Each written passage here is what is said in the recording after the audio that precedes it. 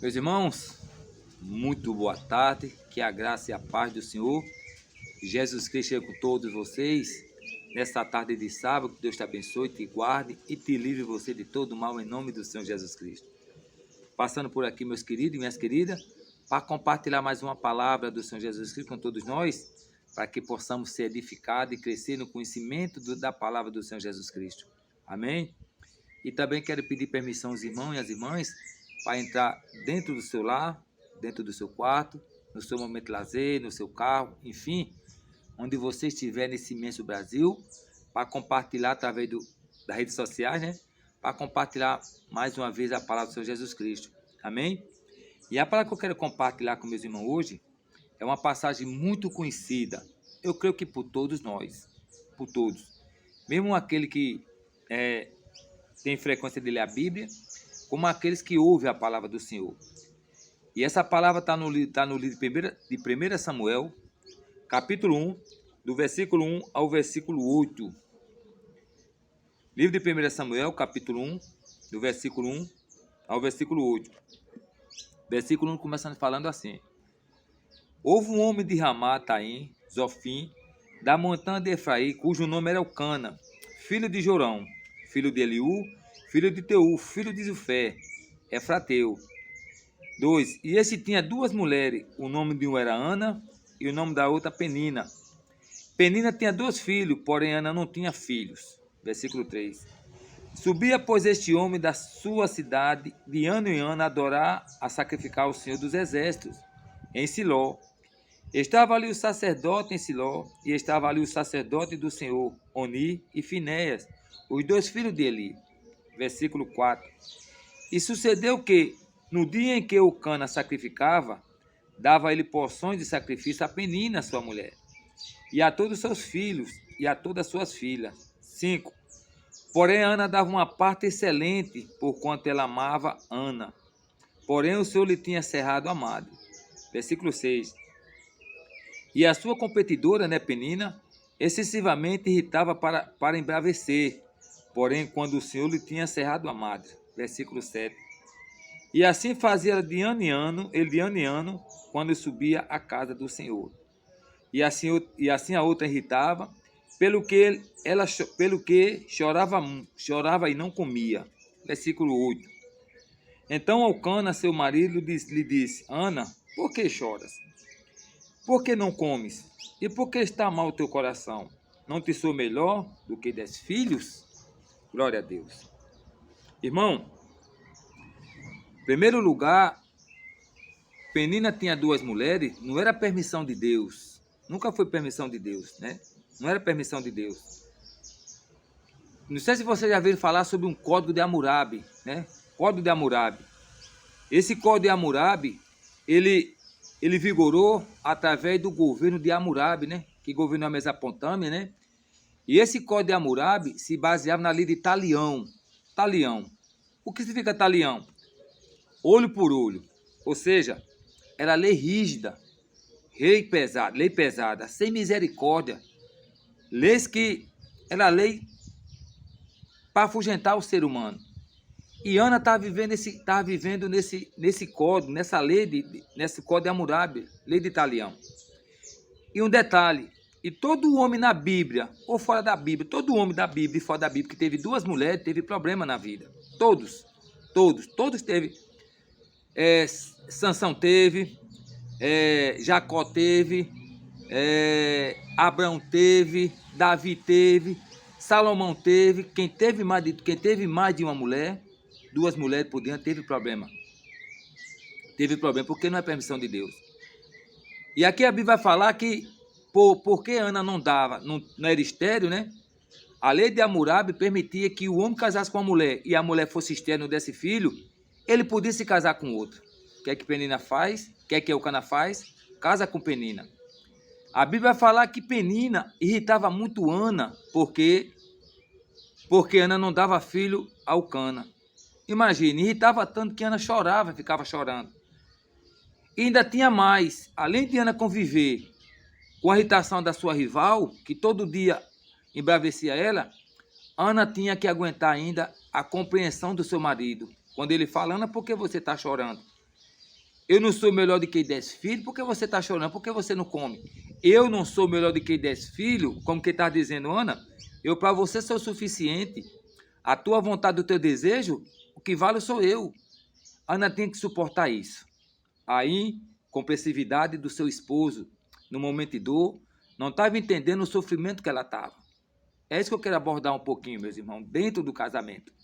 Essa falta de compreensão, essa falta de se compadecer com a dor do outro, essa falta de sensibilidade pela necessidade do outro. Volta a falar. Não é da vontade de Deus, nem nunca foi permissão de Deus, o homem ter mais de 2 mulheres, ou uma mulher ter mais de 2 maridos. Não foi. Deixará o homem, seu pai e sua mãe, unir a sua mulher. Foi o código de Hammurabi, que veio esse código. Aí o pessoal, o que é que eles faziam? Aproveitava do código. E Penina fez isso, Eucana fez isso. E Eucana era muito incompreensível por Ana, pelo momento que ela estava passando estéril, sem dar filhos, porque é um dos pontos principais também do casamento, é deixar descendência. Isso deixava a Ana muito angustiada. Meus irmãos, coisa ruim é quando você tem uma pessoa do teu lado que ela não compreende o teu sofrimento, a tua necessidade, que ela não compreende a tua dor naquele momento, que só pensa nele ou só pensa nela. É o que eu canto, só estava pensando nele. Não, Ana, eu estou aqui. Isso doía muito em Ana. Eu imagino que era uma dor pesada que Ana sentia. Rapaz, o homem que diz que me ama não tá se compadecendo com a minha dor, ou se de repente fosse outro caso, né? Tá faltando muito, meu irmão, isso. Compreensividade dentro do casamento. Tá precisando muito, meus irmãos, de a gente... Eu estou falando comigo também. Quando eu falo isso, a palavra também vem comigo.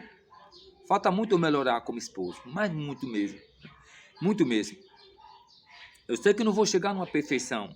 Nem eu e você não vamos chegar numa perfeição. Perfeito só Jesus Cristo. Mas a Bíblia vem nos ensinando como tratar, como fazer. E como não fazer o que fizeram nossos antepassados. Não é? Que a gente venha ter compreensão com a nossa esposa, né? O momento de dor dela, no momento de fraqueza, né? O momento que ela está triste. Que nós venhamos, meus irmãos, de repente se compadecer com a necessidade do outro. E vice-versa a esposa também. Que ela venha ter compreensão no seu marido, quando às vezes o marido diz não, quando às vezes a mulher também diz não, quando às vezes por algum motivo está calado, por algum motivo ficou nervoso ou nervosa por algum motivo, que a gente venha ter compreensão nessa hora, venha se compadecer da dor no nosso cônjuge. O marido venha se compadecer da dor da sua esposa, e a esposa venha se compadecer da dor do seu marido. Que não venha só pensar em mim, não, é os meus desejos que prevalece, é a minha vontade que prevalece. Não é assim. Né? A Bíblia fala que é melhor ser 2 do que um só, porque os 2 têm melhor paga do seu salário. Quando um cair, outro levanta. A Bíblia não está dizendo que é a mulher que está caindo e como levanta, não. Está dizendo que quando um cair, ou seja, pode ser a mulher que esteja caída, precisando do ombro, precisando da compreensividade do marido, e também pode ser o marido que está precisando da sua esposa, a esposa está em pé, e precisa da compreensividade da sua esposa. Que a gente venha, meu irmão e minha irmã, rever nossos atos dentro de casa. Eu, como marido que vocês são, e como muitas esposas que vão ouvir esse vídeo, que a gente não venha fazer o que Eucana fez com Ana, ou se de repente fosse Ana com Eucana, né? Que a gente não venha fazer isso, que a gente venha se compadecer do nosso cônjuge, da nossa esposa, a esposa do marido, que nós venha ter compreensão na necessidade, ajudar, acolher. Eu volto a falar que não venha pensar só em mim, só na minha felicidade, só em me satisfazer, só que tudo tem que ser para mim. Não, é dividido, né? Pensar também na necessidade do outro. Se eu preciso, a minha esposa também precisa. Se eu preciso ser compreensivo diante de uma conversa com ela, diante de algum erro que aconteceu, se eu peço que você tenha compreensividade, também ela precisa que eu tenha compreensividade com ela. Ter compreensão, conversar, ajudar, porque afinal, Deus viu que Adão estava só no jardim do Éden. Veja que Deus fez tudo. A conclusão, quando Deus fez o mundo, a palavra fala, Gênesis Gênesis capítulo 1, versículo 31, se não me engano, fala: E viu Deus que tudo quanto tinha feito era muito bom. Mas no decorrer do passar dos dias, Deus olha para o jardim e fala: Isso não é bom. Deus viu que não era bom o Adão estar sozinho. Não tem condições de o Adão sozinho, tomar conta daquele jardim. Se ele ficasse lá, ou enfrentar as dificuldades da vida nesse mundo sozinho. Imagine Adão, como é que Adão se comportar diante de perca, das batalhas do dia e vice-versa. E a sua esposa também, como é que ficar se não tivesse Adão no seu lado? Ou seja, nós temos necessidade, também o nosso cônjuge também tem, a nossa esposa tem necessidade, o seu marido também tem necessidade, ou seja, de um abraço, de uma compreensividade, porque Deus viu que era necessário que o homem tivesse a sua esposa e a sua esposa tivesse seu marido, para que os dois viessem suportar a fadiga dessa vida juntos, para que os dois viessem suportar as aflições desse mundo juntos, para quando um tiver fraco, o outro levante, para quando tiver necessitado, o outro ajude. Alcana não pensou em Ana, pensou só nele, mas que nós vamos refletir nessa passagem, ler essa passagem, e veja a falta de sensibilidade de Elcana para com Ana. Veja só, que a gente venha ter sensibilidade com nossa esposa, a esposa com o marido, para ver que ela não está bem, para ver que ele não está bem, para ver que ela está precisando de ajuda, para perceber que está precisando de ajuda. Porque, afinal, o casamento é uma bênção de Deus, é uma constituição de Deus sagrada para a vida do homem e para a vida da mulher. Amém?